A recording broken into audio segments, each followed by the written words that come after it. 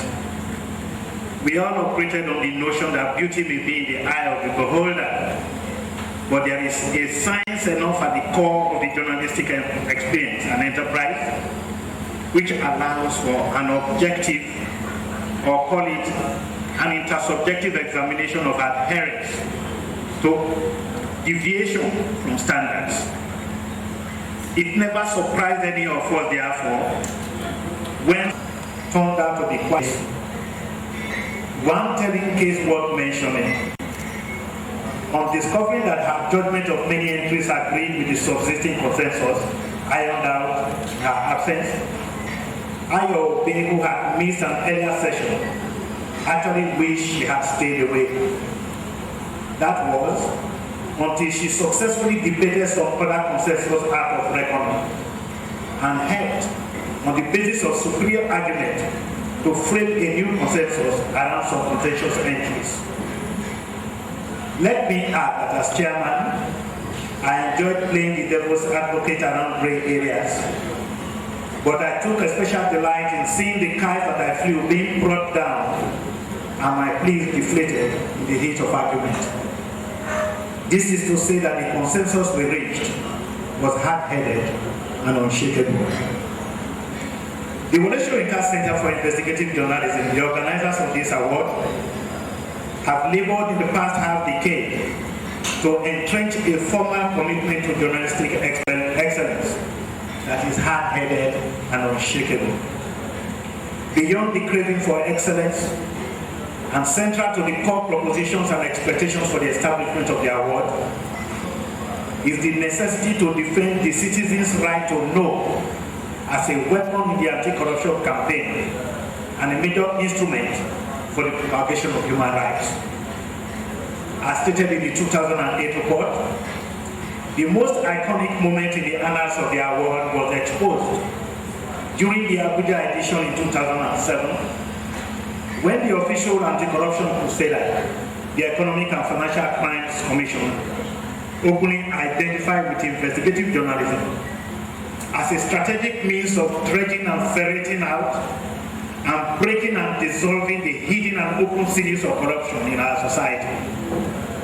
It was a necessary display of informal collaboration between a statutory body and a non-governmental organization. It appeared, however, like special pleading. That is, until recent events, we show that where there is no collaboration between the investigative journalist and the anti-corruption crusader, too many things become too open-ended to have efficacy. As we all know, the media may catch culprits red-handed and yet be unable to ensure adherence to the law because it lacks the statutory powers to nab and prosecute. On the other hand, the statutory anti-corruption crusader, without the watchful avant-garde role of the media, may appear no better than a lame leviathan.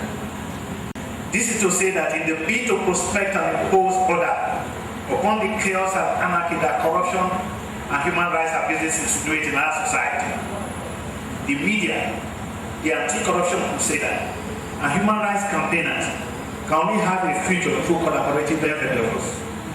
Of course, the most assured way for the media to hold its ground in any form of collaboration is to promote excellence in reportage that garners respect and believability. It is no news that there are great threats to the capacity of the media to hold its ground. The latest of such threats may be found in recent goings on at the National Assembly, unable to provide for a freedom of information bill and impervious to pressures to speed up the process. Some members of the National Assembly have instead opted for a National Media Council that strives to impose executive constraints on the practice of journalism in the country.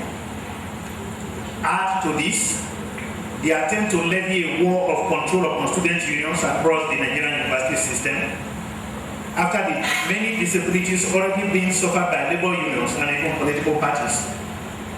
It becomes obvious that no quotas need be given in the titanic struggle to shore up the freedom of speech and association against assaults by the supposedly elected representatives of the people. The consequent challenge to the people's right to know requires practitioners of the trade to symbolically keep the gunpowder dry and battle ready. How better to do this than to have a means of promoting media excellence and staring down the jaws of the corrupt and the malfeasant in our midst through acknowledgement and promotion of the front runners and exemplars in investigative reporting. It is quite a challenging undertaking because investigative journalism necessarily attempts to go beyond the formalism of everyday news reporting and analysis. We may well shout it on the rooftops that the purpose of the award for investigative journalism is to celebrate the uncommon capacity to probe the underbelly of and expose the hidden arteries of untoward situations in order to help society know itself enough to correct. The paradox is that we do not only need to defend investigative journalism against those who may be its victims, but also against the general practitioner of journalism who may not know and does not identify with this critical and special form of professional activity. As it happens, some media houses have deep-seated distaste for it because it tends to approximate and sometimes completely appropriate the factor that came to be known during the era of military dictatorship as guerrilla journalism. Besides, it is expensive and time-consuming to the point of drudgery. Media houses already laboring under the gory economics imposed by poor management of the nation's states may understandably prefer habitual modes of reportage, which rely on the gift of grace of handouts at press conferences and the stray scope profiled by interested parties. Nothing, however, could be more impoverishing to media practice than to throw investigative reporting away, baby and bathwater together, on the altar of resource constraints. In a world overtaken by new media technologies, it takes a special will and creativity to rise above the commonplace, the usual, or banal. It takes investigative journalism to uncover information that has been hidden or forced into obscurity by the machinations of wielders of power in different walks of life. The alternative is a culture of slapdash editing in the newsroom, and more often than not, a compromise with slots. The resultant journalism may be bullishly descriptive in fine prose and images, but it ends up being merely a means of comforting those who traduce social values and make a norm of impunity. In the face of such professional misperceptions of the genre of investigative journalism, it is not out of place to continue to stress, as in earlier reports, the need for the training and retraining of journalists as a means of rising to the challenge of a new century.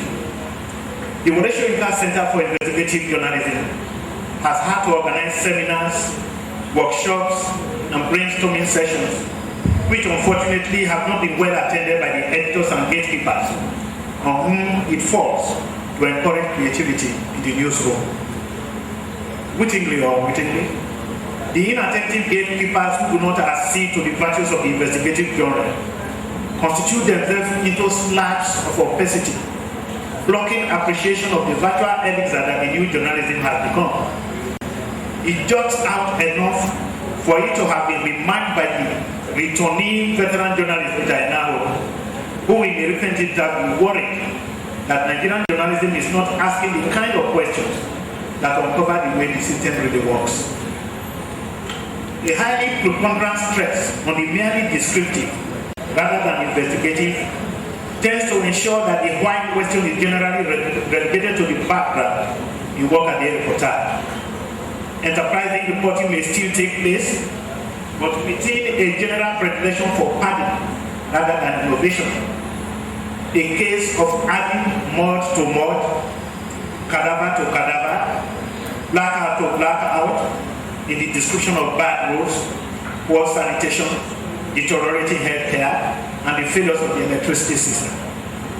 Quite in evidence is that the capacity to present readable features has heightened beyond what we saw in previous years, but less of that capacity appears to be devoted to uncovering the inners of the system and offering a chance to visualize alternatives to the gritty reality presented in many reports.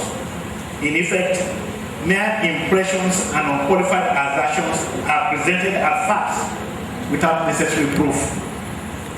The camera goes on tour, but the story does not really move beyond impressionism or beyond pattern. The documentaries drift blankly as little of consequences added to everyday news analysis. Hence, some of the best investigations until the online elements are factored in are marked by poor delivery, and the best delivered reports in statistic terms are ironically poor in the rise of investigation. Was drawn to the need to have a special category to this stamped how not to do investigative reporting. This relates to entries which treat the call and response mode of press conferences and even call-in programs on television as investigative reporting. Two, a detailed description of the unalterable nature of a road or a waterlogged street may pass as very good journalism. Different areas of the road or street may be given a look over for emphasis.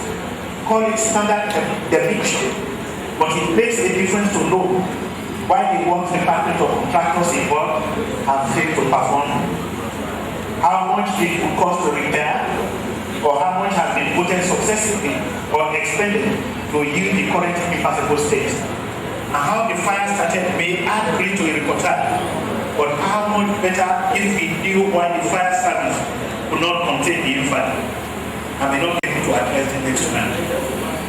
A follow-up on the order, which merely retails eyewitness accounts from angles that add nothing new to the already well-narrated happening. In this connection, the weakest link is in the area of photography. The entries here appear touched by the necessary engagement between the average photographer and the mentoring agencies represented by the editors. Based on the misunderstanding of what investigative journalism is all about, the entries are generally of low quality compared to the general impact of photography in the media. To repeat, if there is an area where mentoring by editors appears completely absent, this is it.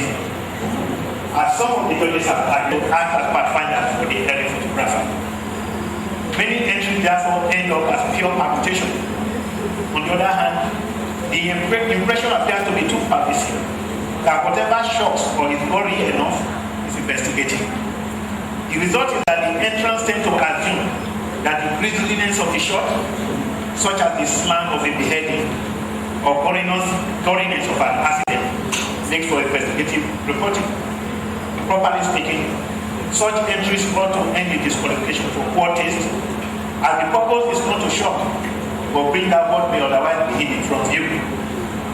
The judges are agreed that the technical quality and visual impact of the shots need to be set against the investigative content of the photograph in terms of its capacity to uncover or give vent to the human rights and anti-corruption trust.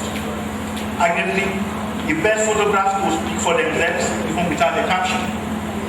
To speak for the human rights and anti-corruption angle, however, requires more than a mere capacity to focus and position the object. Nor does it show professional prowess when many photographs are strung together in a narrative format to know what one shot could adequately have accounted for. The setting up of the Wole Soyinka Award for Investigative Journalism has been aimed at taking journalistic practice into higher realms of excellence. In 2008, the award catered for 3 categories: print, broadcast, photography, and the overall winner category, which has been excluded from the current edition. The category has now been formally affirmed by the judges of the 2009 edition with the approval of the Wole Soyinka Center for Investigative Journalism. As noted in the last report, the wisdom of the organizers in acceding to the demand for the broadcast category to be split into 2, one for television and the other for radio, has removed the incongruous bunching of radio and television, which amounted to grouping oranges and apples. It happens that the radio entries have generally been above the mid-water mark, usually vivid and so dramatic as to make visual representation unappealing, if not superfluous. In this regard, due mention must be made of the sheer creativity year after year of entries by the Federal Radio Corporation of Nigeria, which have shamed non-radio listeners amongst us to admit that we need special reorientation, of catching alternative voices and eliciting unexpected twists in narration that put responsibility where it must lie. The judges are generally agreed that if there was an overall winner category in the 2009 competition, it could have gone to a radio entry. Instead, what we have are two additional categories: online on the one hand, and environment and climate change on the other. They require no special pleading in the face of the changes that are taking place in the world around us. Not to overstress the fault lines, let me note that the entries for the 2009 awards are generally of higher standard than in all the previous entries, although it must be said that the winning entries are not necessarily of a higher quality than in the last edition. A pleasant development is that linguistic competence was very high across the entries, with less howlers and more creativity in the matters of style and delivery. As in previous editions, the entries were generally primed by a spirit of journalistic enterprise, akin to a soldier's commitment to battle. Physical and moral courage are not lacking in the repertory of Nigerian journalism. The entrants all display a willingness to dare and overcome the many professional hazards, including the hardening of the arteries of information in Nigeria's public space, the generally disruptive state of infrastructure in our society, and the inhibition that law enforcement agencies and the obtuse management in many media houses constitute for enterprising practitioners. Many of them came close to the ideas towards which the prizes were established. It remains to be stated that the scoring criteria and guidelines provided by the organizers have not been changed since the last awards. Quality of investigation, which took 20% in 2007, became 30%. It covers the capacity to expose or prevent corruption in the public or private domain. This displayed understanding of the human rights and or the anti-corruption implication of the story, which commanded 35% in the earlier competition, has been reduced to 15%. The quality of reporting has risen from 10% to 25%. It accommodates questions of delivery, newsworthiness, ethics, writing excellence, and storytelling.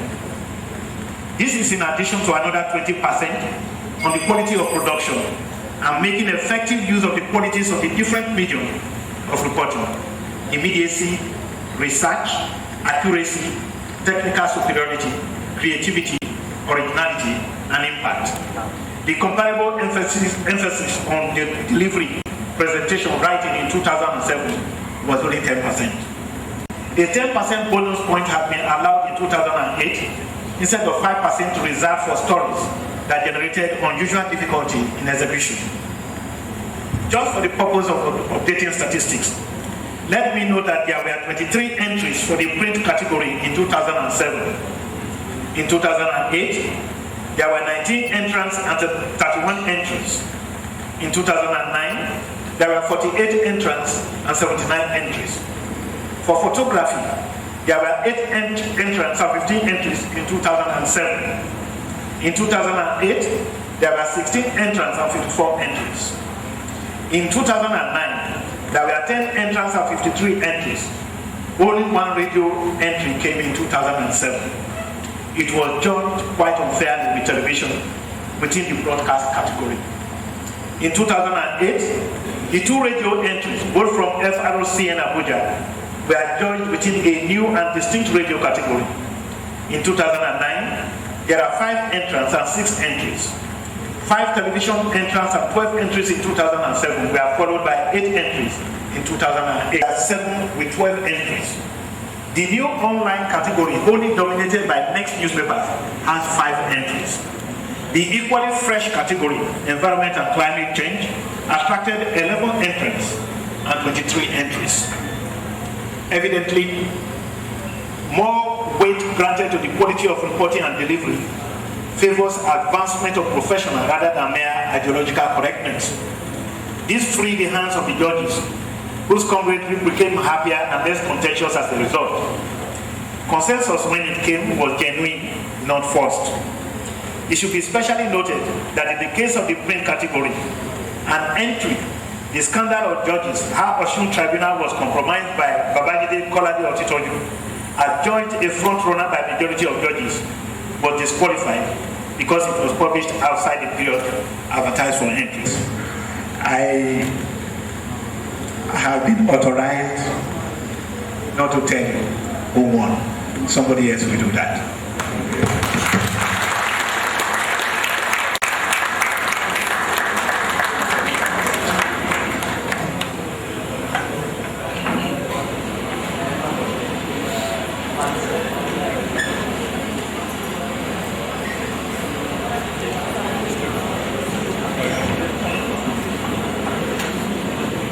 Thank you very much.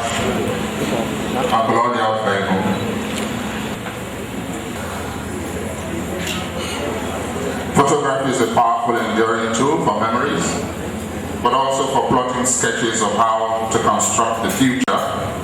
Wole is a compelling historian armed with a camera. His winning entry, Rice from Cotonou, offers a vivid commentary on the failure of custom enforcement on our borders.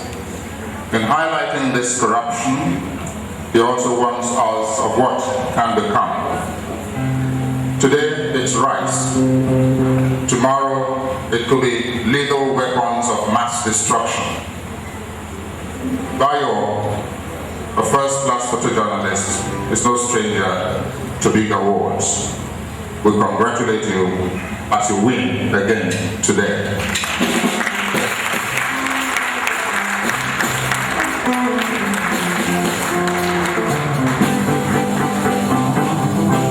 Thank you. Thank you. Thank you. And may I invite one of us in the business of journalism who's been at it for quite a while, the Chief Standards Editor. Next, Mr. Bemiga Ogunleye to do us the honors of making the presentation on behalf of the Wole Center for Investigative Journalism to the Photojournalist of the Year, Bale Workshop. Bemiga, please.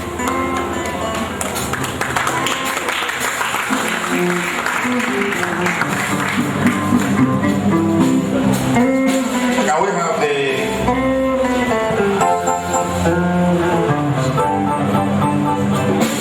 award items ready.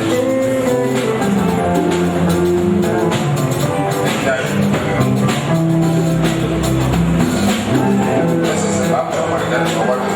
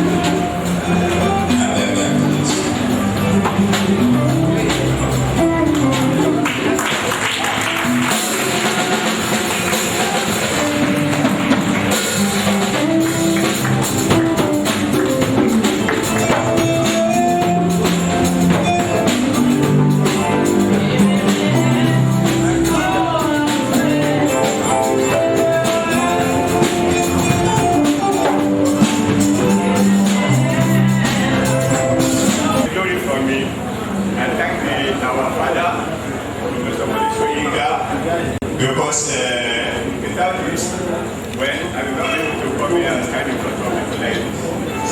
I say thank you, God bless you, sir. Thank you. Thank you, Worship. Climate change reporting.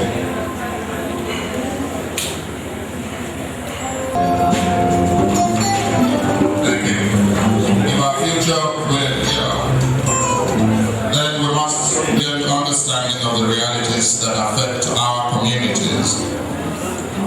The climate change agenda is coming up on the national platform today, as it should be, but in truth, we are still not serious enough, which is why Soyinka, the senior assistant editor on TEL, deserves all the commendation for his brilliant treatment of the fury of nature.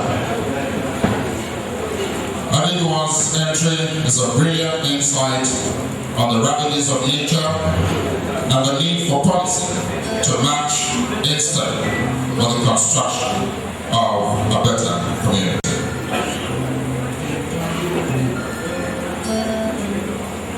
It gives us especially great pleasure to now invite His Excellency, the British High Commissioner to Nigeria, Mr. Wole, to do us the honors of making this presentation on behalf of the Soyinka Center for Investigative Journalism to Mr.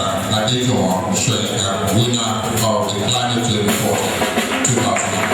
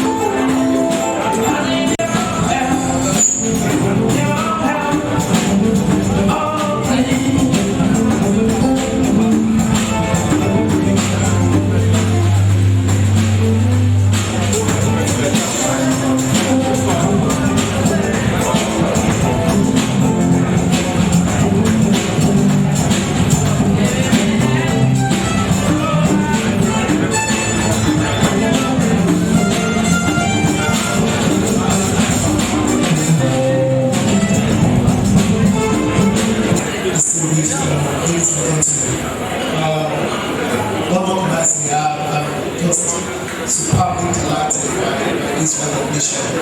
I believe that this will spur us to do better, not just for me, but for all of my colleagues who are here. Many of whom I believe will also enter this award next year. This is a great turning for us. I'm also very much delighted to have the good understanding of this body of receiving this award today in the presence of the great Professor Wole Soyinka, with whom I'm happy to share his study. Thank you very much.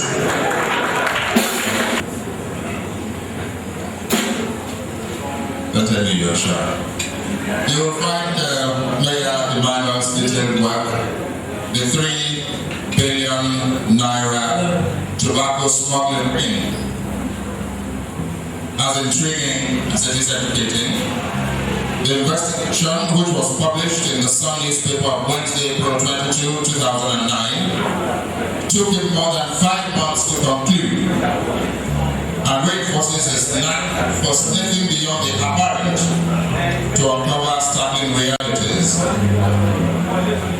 It is an undercover report on a transnational crime which saw him traveling through the longest smuggling route in West Africa: Senegal, Togo, Benin Republic, Niger, and Nigeria, tracking the activities of high-profile tobacco smugglers and their foot soldiers.